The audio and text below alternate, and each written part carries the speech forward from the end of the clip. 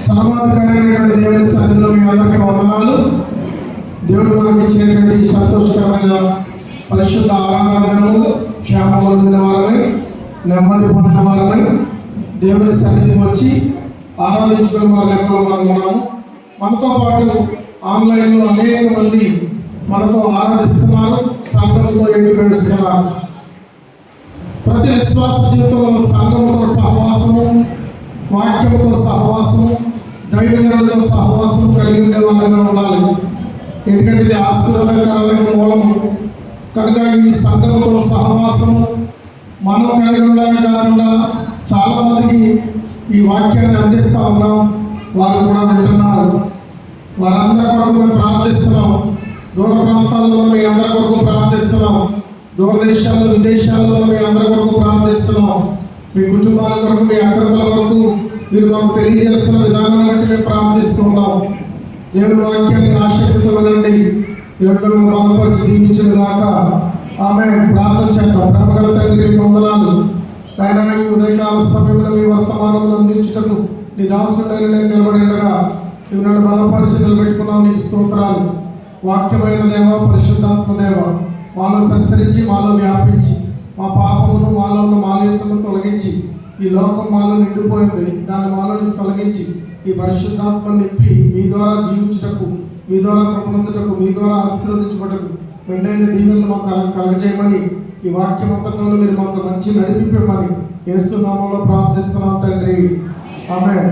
ప్రియ సహోదరులారా, లోకంలో జీవిస్తున్న మన బ్రతుకుల్లో ఎన్నో సంగతులు మనకు ఉన్నాయి.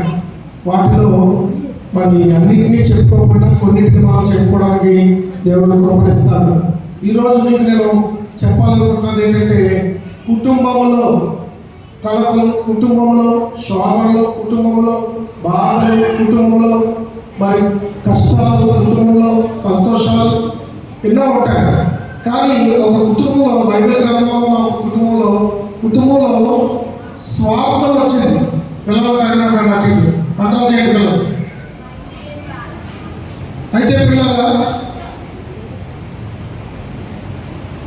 కుటుంబంలో స్వార్థము ఎంతవరకు కుటుంబాన్ని తీసుకెళ్ళింది అనేది ఆలోచిస్తే, పరిశుద్ధ గ్రంథంలో కుటుంబంలో స్వార్థం అనేది అమ్ముకుని ఆ కుటుంబాన్ని, ఆ బిడ్డల్ని ఏ రీతిగా నడిపించిందో అది మనం ఈరోజు తెలుసుకున్నట్లయితే మన కుటుంబంలో కూడా, మన బ్రతుకుల్లో కూడా స్వార్థం లేకుండా భర్త పట్ల భార్య కానీ, భార్య పట్ల భర్త కానీ, బిడ్డల పట్ల తల్లి కానీ, తండ్రి కానీ, తల్లిదండ్రుల పట్ల బిడ్డలు కానీ స్వార్థం అనేది లేకుండా చేసుకోగలిగితే ఒక క్రైస్తవ సమాజంగా, క్రైస్తవ బిడ్డలుగా, దేవుని బిడ్డలుగా మనం దేవుడిగా చూపిస్తున్న వారిగా, ఆశీర్వదించబడిన వారిగా మనం ఉంటాము అనేది మీకు నేను తెలియజేస్తా ఉన్నాను.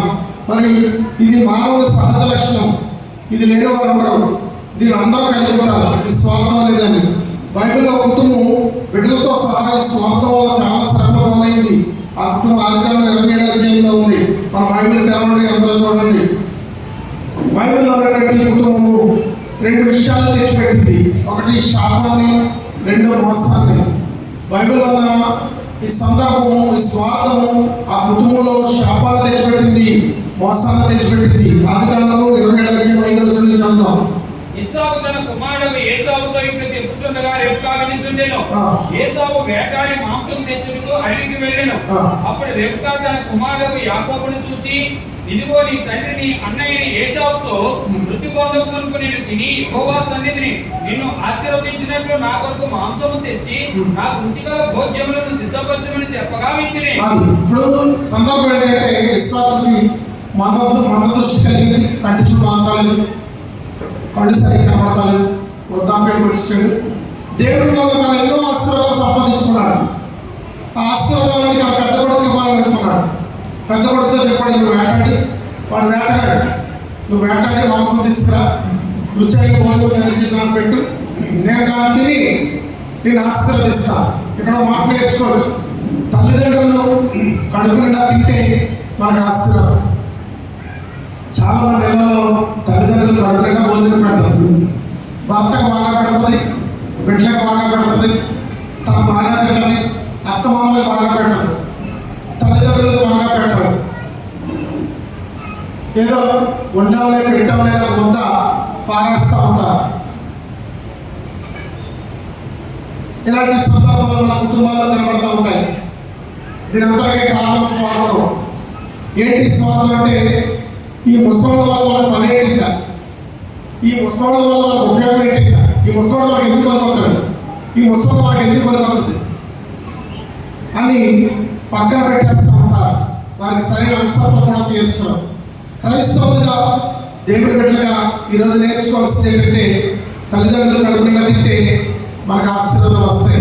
ఇస్తానంటున్నాడు, నేను కడుపునిండా భోజనం చేసి నిన్ను ఆశీర్వదిస్తాను, కడుపునిండా భోజనం చేసి నిన్ను ఆశీర్వదిస్తాను, వేటాడి మంచి రుచిగా భోజనం వండి నాకు పట్టిగా అన్నాడు. యెషయా వెళ్ళాడు. ఈ మాట విన్నటువంటి రెబ్కా చిన్నపడతో చెప్తుంది.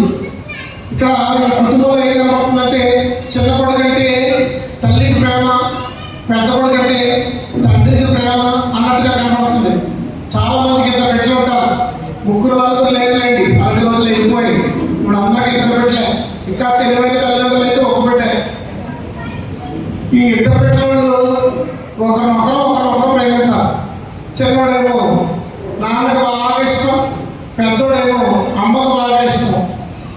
ఇలాంటి తారతమ్యం కుటుంబంలో చూపిస్తూ ఉంటారు.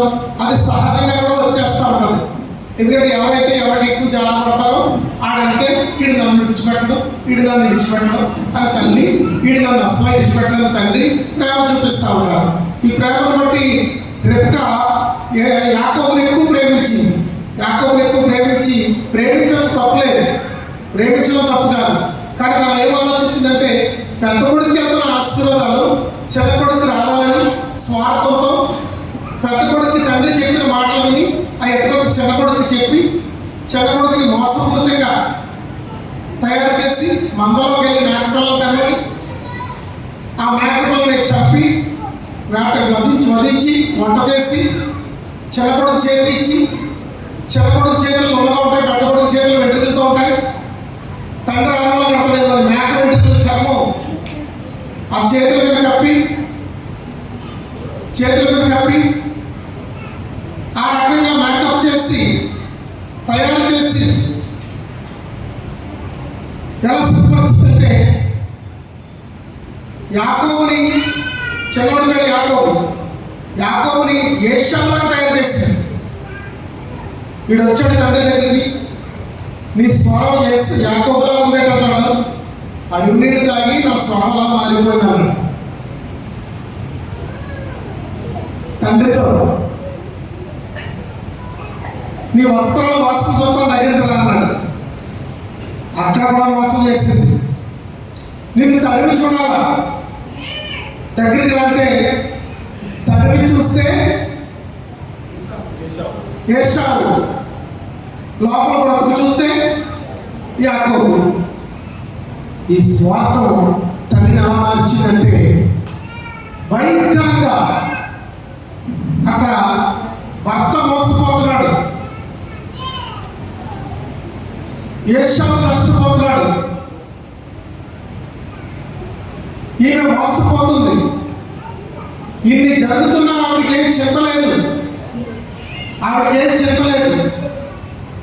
చేస్తుందంటే ఆశీర్వాదాలు పెద్ద కొడుకు వెళ్ళి ఆశీర్వాదాలు చిన్న కొడుకుకి చేరాలంటే స్వార్థం. ఈ స్వార్థం ఎంతో భయంకరమైనది. ఇది స్వార్థపూరితమైనటువంటి స్థితి ఆ కుటుంబంలో కలిగింది. కేవలమైన ప్రేమ, తల్లికి చిన్నప్పుడు కంటే ప్రేమ, తండ్రికి పెద్దప్పుడు కంటే ప్రేమ, ఆమెకు చిన్నప్పుడు ఉన్నటువంటి ప్రేమ వాత్సల్యాన్ని బట్టి ఆమె చిన్నప్పుడు ప్రేమించడాన్ని బట్టి ఆమె ఏం చేసిందంటే ఎంతటి మోసాన్ని తెగించింది. అదే మోసం అంటే భర్తను మోసం చేస్తుంది, పెద్ద కొడుకుని మోసం చేస్తుంది, చిన్న కొడుకుని ఆశీర్వదించబడేటట్లుగా చేస్తూ చిన్న కొడుకుకి మార్గం చూపించి మధ్యలో కక్షను తెచ్చిపెడుతుంది. ఇంత భయంకర సంఘటన జరిగిపోయింది. ఈ సంఘటన ఎంత ఘోరమైందంటే ఊహించలేనంత ఘోరమైంది. ఆ సందర్భం అంతా మీరు తీసి పట్టుకోండి. ఆ అధ్యాయం అంతట్లో మీకు కనబడుతుంది. 35-36 చదివితే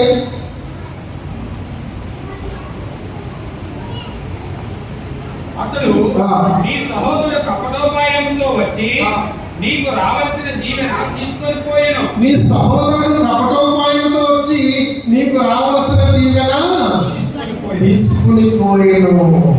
చూసారా ఏమంటున్నాడు?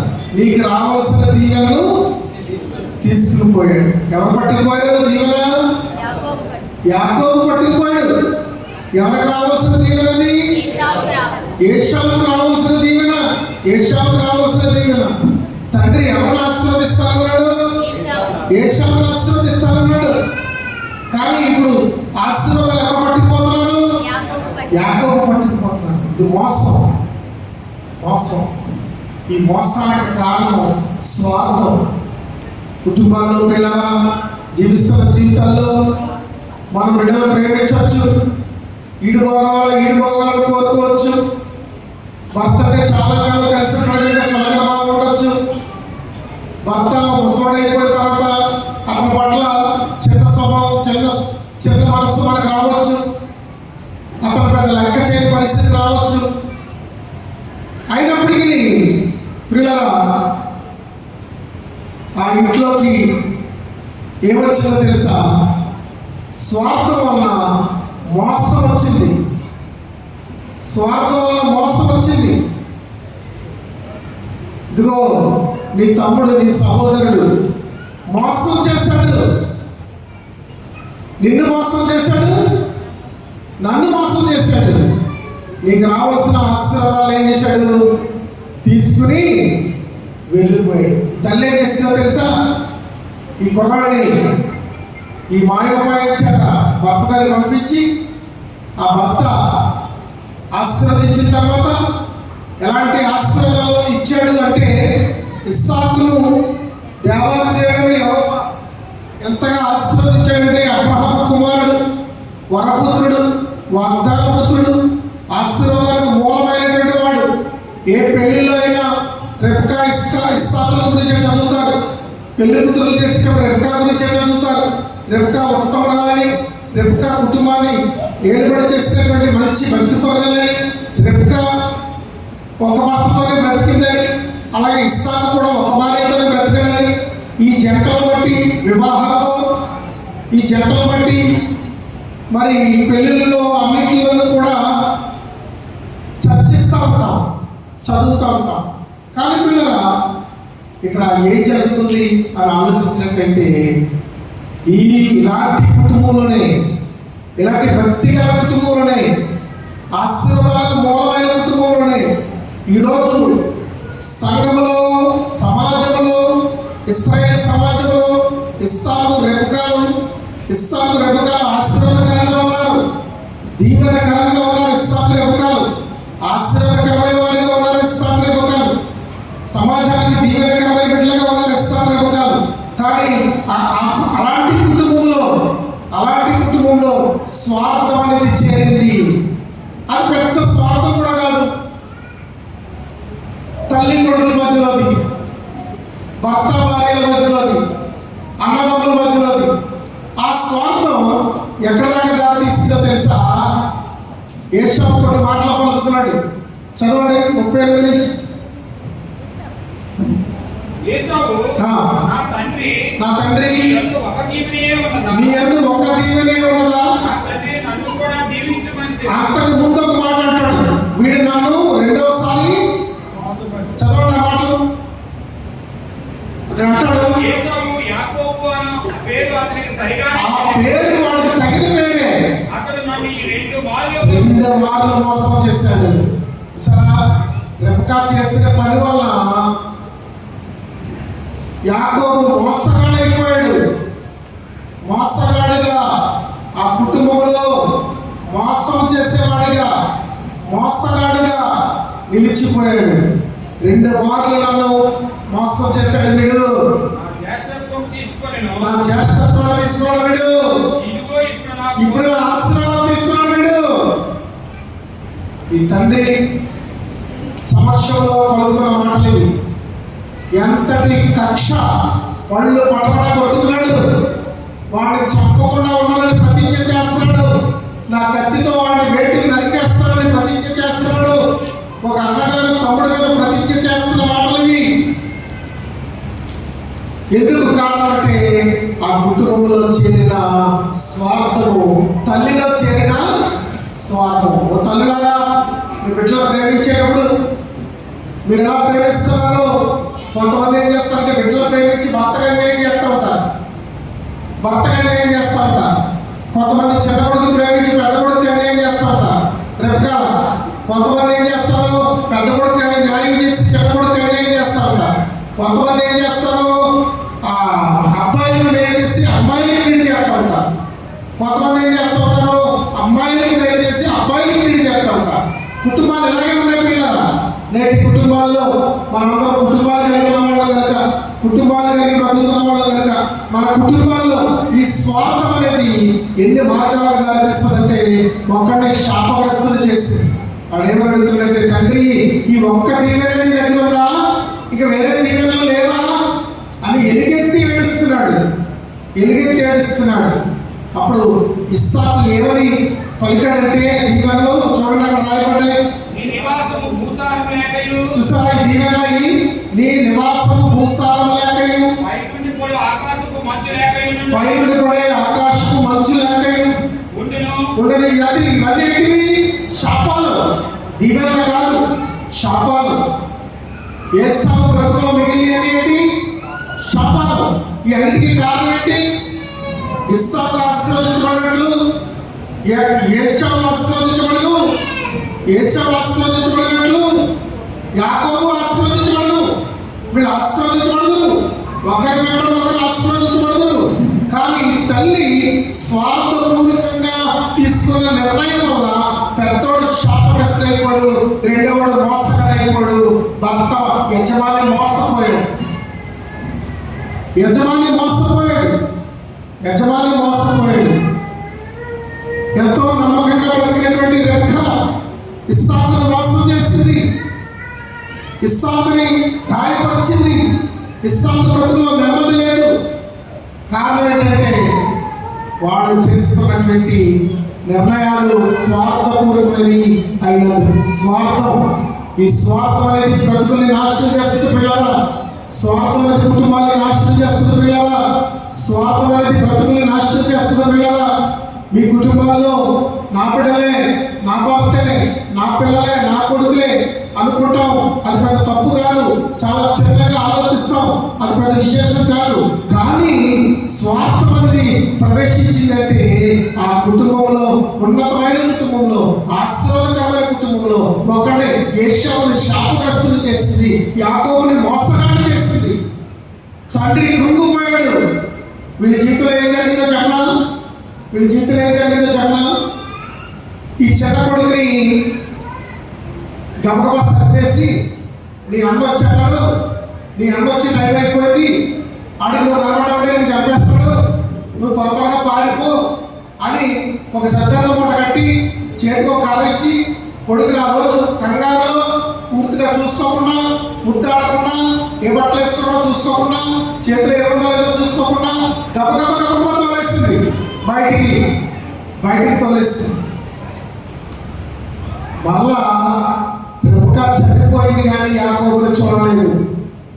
చనిపోయింది కానీ ఆ రోజు జరిగిన సిచ్యువేషన్ వల్ల, సందర్భం వల్ల రెబెకా యాకోబుని ఎప్పటికీ చూడలేదు. ఎంతటి శిక్ష కలిగిందో చూడండి పిల్లరా. యాకోబుని ఎప్పటికీ చూడలేదు, యాకోబు తల్లిని ఎప్పటికీ చూడలేదు, వాళ్ళిద్దరూ ఎప్పటికీ కలుసుకోలేదు. ఎందుకంటే ఆ స్వార్థమే వారిని భయంకరంగా నాశనం చేస్తుంది. మన హృదయంలో పుట్టే లక్షణాలే, మన హృదయంలో పుట్టే ఈర్ష్య, ద్వేషము, కక్ష, అసూయలే మన హృదయంలో నుంచి వస్తూ ఉంటాయి. అందుకే ఆయన కూడా హృదయమే అగాధమైన లోయరా, మానవులను మలిచే కారణరా. హృదయమే అగాధమైన లోయరా, మానవులను మలిచే కారణరా. మంచి చెడుల ఫలితము, పాప పుణ్య ఫలితము, మంచి చెడుల ఫలితము, పాప పుణ్య ఫలితము.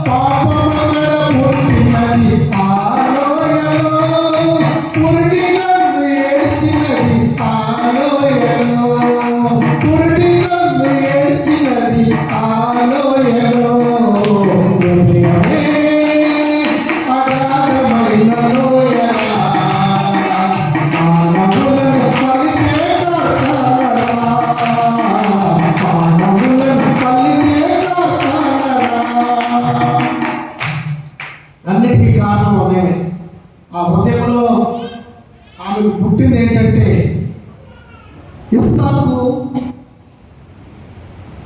ఏశావుతో చెబుతున్న మాటలు, ఇస్సాకు ఏశావుతో చెబుతున్న మాటలు రెబెకా చెవిలో పడ్డాయి. రెబెకా చెవిలో పడగానే ఆమె హృదయంలో రేగింది స్వార్థము. అయ్యో, ఆశీర్వాదాన్ని ఏశావు పట్టుకుపోతాడే. ఏశావు ఎవరన్నారు? ఏమండి, మనకు తెలుసు. పెద్ద పిల్ల ఎవరన్నారు? ఆయనే. చిన్నపిల్ల ఎవరన్నారు? ఆయనే. చిన్నపిల్లకేమో ఎత్తు మడల జోళ్ళు తెచ్చింది, పెద్ద పిల్లకేమో ఫ్లాట్ జోళ్ళు తెచ్చింది. నా జోళ్ళు ఎంతమ్మా అంటే, ఎంతలే నీకు అవి చాలే, నీకు ఒకటే కొడుకో అన్నది పెద్ద పిల్లతో. చెల్లి జోడు చూద్దాం, ఎందుకు పెద్దది. చెల్లి జోడు ఎలా ఉన్నాయి? మంచి టిక్ టాప్ ఎత్తు మడలతో ఉన్నాయి. మరి చెల్లి అలాంటి కొన్నాను, ఆడపిల్లకి ఎలాంటి కొన్నామంటే నీ మొక్కలకై చాలే, చెల్లితో ఒకటి కొత్తండి. చెల్లి నా కూతురు, మరి ఇంకా పెద్దదే. కనుక కుటుంబాల్లో, హృదయాల్లో, క్రైస్తవ కుటుంబాల్లో ఏ స్థితి ఉన్నదో చిన్న పాఠంగా ఈరోజు నేర్చుకోవచ్చు. బయట భయంకరమైన ఎండ ఉంది. మీరు తిరిగి వెళ్ళినప్పుడు ఎంతమంది పడిపోతారో, ఎంతమంది ఇంటికి వెళ్తారో చెప్పలేనంత భయం నాలో ఉంది. ఎందుకంటే చాలా ఆందోళనకరంగా ఎండ విపరీతంగా వచ్చేస్తుంది. చిన్న చిన్న వర్షాలు కూడా ఇవి కూడా మరి గజిబిజి అయిపోయింది వాతావరణం. వీళ్ళంత త్వరగా నేను పంపిస్తాను. వాక్యాన్ని శ్రద్ధగా వినండి. నేర్చుకునే కొంచెమైన ప్రాముఖ్యమైనటువంటి అంశం కనుక నేర్చుకోండి. నీ హృదయంలో రేగే స్వార్థం, నీ హృదయంలో పుట్టిన అసూయ, నీ హృదయంలో పుట్టినది నీ కుటుంబాన్ని ఎలా మార్చేస్తుంది. ఒక ఆశీర్వాదకరమైనటువంటి ఇల్లు ఇస్సాకుది, దీవెనకరమైన జంట ఇస్సాకు రెబ్కాలు. వాళ్ళకి పుట్టిన ఇద్దరు కొడుకులు ఏశావు యాకోబులు. ఏశావు యాకోబులు బలశూరులు. ఒకడైతే వేటగాడు, ఒకడైతే ప్రావీణుడు, ఇంటిలో అన్ని ఎరిగినాడు, భక్తిపరుడు. అయితే ఇక్కడ ఏం జరుగుతుందంటే పిల్లరా, యాకోబు మోసగాడిగా మారిపోయాడు. అన్న దృష్టిలో, తండ్రి దృష్టిలో మోసగాడిగా మిగిలిపోయాడు. ఏశావు అయితే ఎన్ని చెప్తామన్నా ఇస్సాకు నోటి నుంచి ఒక్క దీవెన కూడా రావడం లేదు. ఎందుకంటే లేవు, దీవెనలన్నీ వీడు పట్టుకుపోయాడు. ఏశావు శాపగ్రస్తుడిగా మిగిలాడు. అయితే పిల్లలు ఏం జరిగిందంటే, ఈ కొడుకును పంపించేసిన తర్వాత ఆమె చచ్చిపోయేదాకా 20 ఏళ్ళు అయిందో 25 ఏళ్ళు అయిందో అది చరిత్ర మీరు కూడా చదివి గమనించండి. ఎందుకంటే 7 సంవత్సరాలు కొలువు చేశాడు. ఆ పిల్లలు నచ్చలేదు, ఇంకో 7 సంవత్సరాలు కొలువు చేశాడు. అక్కడికి వెళ్ళి లాభాల దగ్గర 2-3 సార్లు మోసపోయాడు, నష్టపోయాడు, ఎన్నో పాటలు పడ్డాడు, ఎన్నో అన్నచాట్లు పడ్డాడు. మళ్ళీ తిరిగి ఆ సంతతంత్రాన్ని తీసుకుని అన్నగారి దగ్గర వచ్చేసరికి కొన్ని ఏళ్ళు అయిపోయింది, కొన్ని ఏళ్ల సంవత్సరాలు అయిపోయింది. పిల్లల తిరిగి వచ్చేసరికి ఏ స్థితి లేదు, తల్లి లేదు. ఏశావు పక్కతో ఉన్నాడు, ప్రతి కాలంతో పళ్ళు కోరుతున్నాడు. యాకోబుకి దడ, వాడు కనబడగానే నరికేస్తాడేమో, కనబడగానే చంపేస్తాడేమో. ఏ రీతిగా మారిపోయింది. ఏశావుకి మనశ్శాంతి లేదు, శాపమే మిగిలింది. యాకోబుకు మనశ్శాంతి లేదు, మోసమే మిగిలింది. అతను అడుగడుగునా మోసపోయాడు. లాభాల ఇంట్లో మోసం చేసే అడుగడుగు మోసం ఎదురైంది అతని జీవితంలో. మోసగాడిగానే మిగిలిపోయాడు అతని జీవితంలో. నేను ఎవరికి అన్నా కానీ నేను చెప్పబోయేది ఏంటంటే, మన కుటుంబాల్లో ఈర్ష్య కానీ, ద్వేషం కానీ, అసూయ కానీ, స్వార్థం కానీ మన కుటుంబాన్ని నాశనం చేస్తుంది అని చెప్పడానికి ఒక భక్తి గల కుటుంబాన్ని మీ ముందు ఉంచాను, ఒక నీతి గల కుటుంబాన్ని మీ ముందు ఉంచాను. సమాజంలో ఆశీర్వదించబడినటువంటి వాగ్దానపుత్రుడైన ఇస్సాకు కుటుంబాన్ని మీ ముందు ఉంచాను. ఇస్సాకు రెబెకాలు వారి కుటుంబంలో ఏ రీతిగా చివరి దశలో వారి బిడ్డల జీవితాల్లో వారు ముగింపు కాలంలో వారు నిలిచారంటే, తండ్రి ఆశీర్వదించలేని పనికిరాని తండ్రిగా ఇస్సాకు దృష్టిలో, ఏశావు దృష్టిలో ఇస్సాకు నిలబడిపోయాడు.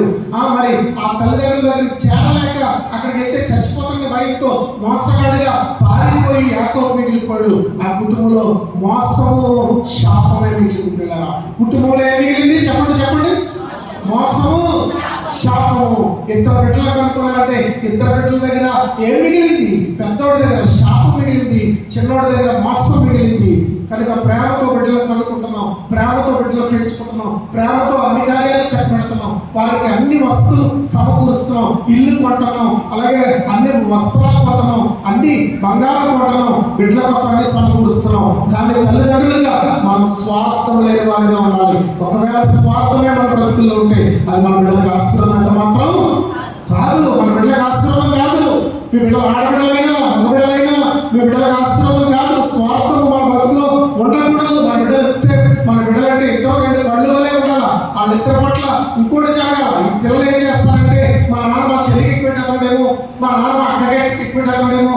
నాన్న మా అన్నయ్య ఎగిపెట్టారనేమో, మా నాన్న మా తమ్ముడికి ఎగిపెట్టారనేమో అనే భావం పిల్లల్లో రాకుండా మనమే మన స్వభావాన్ని కనుపరచాలి, మన ప్రేమను కనుపరచాలి. మన ప్రవర్తన ఎలా ఉండాలంటే బిడ్డల్లో భేదం రాకుండా ఉండాలి. మా తండ్రి మా ఇద్దరికి సమానంగానే ఇస్తాడు, మా తండ్రి మా ఇద్దరిని సమానంగానే చూస్తాడు. నేను భయపడక్కర్వద్దు. ఒకవేళ అక్కకే ఏమైనా పట్టుకెళ్ళి ఇచ్చాడు కొన్నాడు అని తెలిస్తే నాకు కూడా ఇవాళ రేపు కొంటాడు. అంతేగాని మా అక్కకి ఇచ్చి నాకు ఇవ్వడం కాదు మా నాన్న, నాకు పెట్టి నా నా నా భర్తకు పెట్టదు కాదు నా తల్లి. ఈ రోజుల్లో పెళ్ళైన కొత్తలో అల్లుడు కూతురు వస్తే ఎల్లులో 2 నెలలకు వచ్చిన కూడా కూతురు ఎడమే తల్లి ఏం చెప్తుంది, పట్టగలో వచ్చాను ఇలా కూర్చో, సెలవులో కూర్చో, కాబట్టి 2 వందలు నేను నీకు అది చేశాను ఇది చేశాను ఇవన్నీ చూసుకో అన్నీ పెట్టుకో. మీ ఆయన గంటలో పండగే మీ అత్తగారు చేసి దొరకదు, నువ్వు జాగ్రత్తమా. ఏంటంటే మన కుటుంబాల్లో మన బ్రతుకుల్లో మన బిడ్డలకు నేర్పించే స్వార్థం 2 విషయాలను పిలుస్తుంది. ఒకటి శాపమును, రెండోది మోసంలో వెళ్తుంది. వాళ్ళిద్దరు వ్యక్తులు ఇద్దరు గోత్రకర్తలుగా ఉండిపోయారు. ఇశ్రాయేలుగా మార్చబడిన తర్వాత యాకోబు శాపం పోయింది కానీ మోసం పోయింది కానీ అతని జీవితం మారిపోయింది కానీ ఇస్సాకు ఆశీర్వదించబడినట్లుగా ఎక్కడా లేదు. ఎదోముగా శపించబడిన వాడిగా మిగిలిపోయాడు. కారణం ఏంటంటే తండ్రి ఆశీర్వాదాలకి ఏశావుకి దొరకలేదు, ఏశావుకి తండ్రి ఆశీర్వాదాలు దొరకలేదు. ఇస్సాకు అభిషక్తుడు ఆశీర్వదించబడిన వాడు, అతని ఆశీర్వాదాలు ఏశావుకి దొరకలేదు. ఏశావు ఎదోముగా మిగిలిపోయాడు.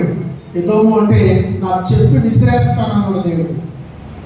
ఎదోమీయుల సంతతి ఏశావు సంతతే, అడవి గాడి దొరికిన మనుషులు. కనుక పిల్లల మన బిడ్డలు ఆశీర్వదించబడి తరతరంలో దీవెనగా ఉండాలంటే మన కుటుంబాల్లో స్వార్థం, మన కుటుంబాల్లో అసూయ, మన బిడ్డల్లో స్వార్థాన్ని నింపకుండా అసూయను నింపకుండా మన బిడ్డలో ప్రేమ నింపుతూ దైవభక్తి నింపుతూ ప్రేమ నింపుతూ భక్తిని నింపుతూ మనం ఎప్పుడు కూడా మీరు తల్లులు తండ్రులు సెలవుతో బిజీ అయిపోతున్నారు. పిల్లలతో వాక్యం చదివించరు, కాసేపు పాట పాడించరు, ఆడు వాక్యం చదవడానికి కూర్చోబెట్టి వాక్యం చదివించరు. ఎదుగుతున్న పిల్లలు కానీ ఎదుగుతున్న వాళ్ళది తండ్రి సెలవులు ఎక్కడ కూర్చుంటాడో తల్లి సెలవులు ఎక్కడ కూర్చున్నది. ఈ పిల్లలు ఎక్కడో వీళ్ళు బాధలు పడతా ఉంటారు. కనుక ఒక క్రైస్తవ కుటుంబాలుగా మీతో నేను చెప్తున్నది ఏంటంటే మిమ్మల్ని మీరు జాగ్రత్త పరుచుకుని మీ కుటుంబాన్ని స్వార్థం లేకుండా శాపగ్రస్తులుగా మీ బిడ్డల్ని మోసగాళ్ళుగా మీ బిడ్డల్ని తయారు చేసుకోకుండా దేవుని భయభక్తులుగా మారే మీరు జీవించాలని ఈ కుటుంబాన్ని మీ ముందు ఉంచుతూ యేసు ప్రభు నామములో వేడుకుంటున్నాను. ఆమేన్. ప్రార్థించాలి. ప్రేమగల తండ్రి మీ వందనాలు. బయట తీవ్రమైన ఎండ ఉంది. ఈ ఎండ పరిస్థితి బట్టి వీటిలో తొందరగా పంపించాలని నేను త్వరగానే ఈ వర్తమానాన్ని ముగించాను. ఈ వర్తమానం వల్ల సారాంశం మా హృదయాలకు మేలై ఈ సారాంశం అద్భుతమైంది. రిబ్కాను బట్టి మేము ఏం నేర్చుకోవాలో, నాయన ఇస్సాకును బట్టి మేము ఏం నేర్చుకోవాలో, యాకోబును బట్టి ఏం నేర్చుకోను, ఏశావును బట్టి ఏం నేర్చుకోవాలో మాకు నేర్పించారు. ఒక మంచి కుటుంబాన్ని ఈరోజు మా ముందు ఉంచారు. ఈ మంచి కుటుంబంలో ఉన్నటువంటి స్వార్థము ఆ కుటుంబాన్ని ఏ రీతిగా మార్చిందో మేము నేర్చుకున్నాము. ఆయన శాపగ్రస్తుడిగా ఒక బిడ్డ, మరి మోసగాడిగా ఒక బిడ్డ మిగిలిపోయారు. ఇలాంటి జీవిత స్థితి మా బిడ్డలకు అందించకుండా మా కుటుంబాలను కాచుకోవడానికి, మా బ్రతుకులను కాచుకోవడానికి స్వార్థపూరితమైన హృదయం, మా హృదయంలో పుట్టే నీచమైన కార్యములు, నీచమైన మరియు మా హృదయం నుంచి బయటకు వచ్చే తలంపులు అన్నింటినీ కూడా అణిచివేసుకుంటూ మీ వాక్యంతో మమ్మల్ని సరి చేసుకోవడం ప్రభు చూపించండి. ఈ వాక్యం వినేవారందరినీ ఆశీర్వదించండి. సంఘ బిడ్డలందరినీ దీవించండి. విదేశాల్లో ఉండి వాక్యం వింటున్న బిడ్డల్ని ఆశీర్వదించి దీవించండి. వారి పనిపాట్లలో వారి కార్యాల్లో తోడైనండి. గర్భిణీ స్త్రీల పట్ల, బాలింతల పట్ల, ఉద్యోగం లేని బిడ్డల పట్ల, చదువుతున్న బిడ్డల పట్ల, అందరి పట్ల కృప చూపించండి. ఈ తీవ్రమైన వేడిమి గల వాతావరణంలో బిడ్డలందరినీ కాచి భద్రపరచండి. మా స్వర్గీయులు ఎక్కడెక్కడ ఉన్నాను వారు చేస్తున్న వ్యాపారాలను, వారి పనులను, వారి ఆరోగ్యములను ఆశీర్వదించండి. దీవెనకరంగా చేయండి. ఏ కుటుంబము నాయన ఈ రోజు చెప్పబడిన స్వార్థపూరితమైన కుటుంబంగా ఉండగా ఆయన ప్రేమతోనూ సంతోషంతోనూ దైవ వాక్యంలో నీతితోనూ మా కుటుంబాలను సహాయం చేయమని, కూడి వచ్చిన కుటుంబాలన్నింటినీ దీవించమని, వాక్యం విధించిన కుటుంబాలని ఆశీర్వదించమని యేసు నామములో ప్రార్థించి వేడుకుంటున్నాను తండ్రి. ఆమేన్. ఆమేన్. మీ అందరికీ వందనాలు.